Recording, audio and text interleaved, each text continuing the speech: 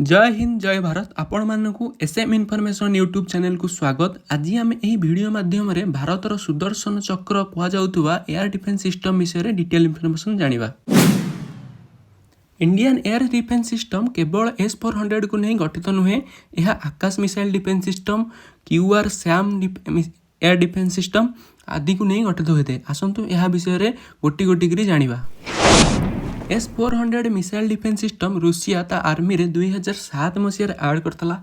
भारत यहाँ प्रति 2016 मसीह interest show करथला।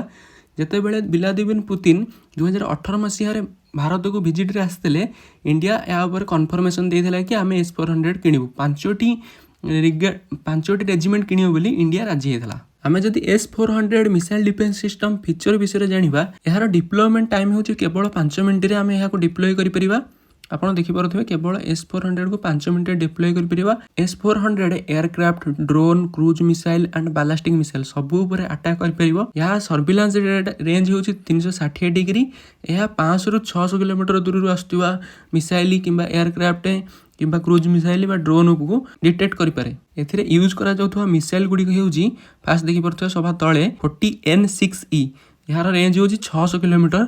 ये aircraft, drone, cruise missile, ballistic missile जे कौन शत्रुर मिसाइल को ये डिटेक्ट करके अटैक कर पारे।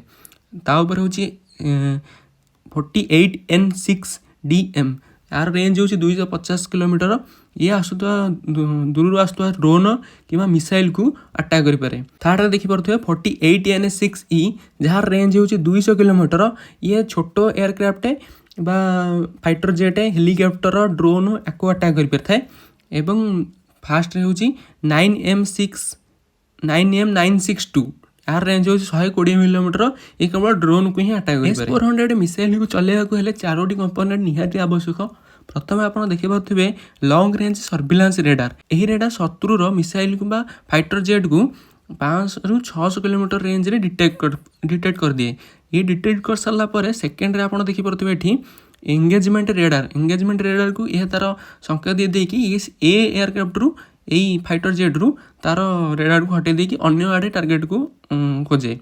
एंगेजमेंट रेडार फाइटर जेट को 400 किलोमीटर बाट आसिया जाए अपेक्षा करथाए। जेतबेले से 400 किलोमीटर बाट भितर को पळे आसे लॉन्च व्हीकल द्वारा ताको 2टी मिसाइल मारे। 2टी मिसाइल एथि जे गोटे मिसाइल ताको अटैक करबो, जदि एटा मिस होला सेकंड मिसाइल दे तादरे बाजिबो। एई सबु जाक काम कमांड व्हीकल रे ऑपरेट हेथाय। इंडिया टोटाल ऊपर 5टी रेजिमेंट है S-400 missile defence system Russia टू किणी। एथिपाई किणी तार फास्ट रेजिमेंट को सी गुजरात एरिया रे रखिबो, जेहेतु कि तार अरेबियन सी एवं पाकिस्तान को एठिर अटैक करि परिबो। सेकेंड रेजिमेंट रखिबो ए जगह रे पंजाब एवं राजस्थान बॉर्डर रे, जहाँ फल कि से पाकिस्तान भीतर इस्लामाबाद पंजाब एरिया को कवर कर परिबो। एवं जम्मू काश्मीर रे जोटी अक्साई चीन एवं पाकिस्तान रो पीक को कंट्रोल कर परिबो। एवं आउ गोटे था एवं फोर्थ नंबर रे दिल्ली एवं हिमाचल प्रदेश, उत्तराखंड एवं ए डिस्प्यूटेड नेपाल एरिया को कवर करिया ପାଇଁ इंडिया आनी। एवं फिफ्थ रे अरुणाचल प्रदेश एवं नॉर्थ ईस्ट स्टेट को कवर करिया ପାଇଁ तार दरकार। इंडिया आजिका डेट रे रशिया सहित प्राय 70% मिलिटारी इक्विपमेंट परचेज करे रशिया ठारू। तादरे BrahMos missile defence BrahMos missile भी एथरे आड अछि।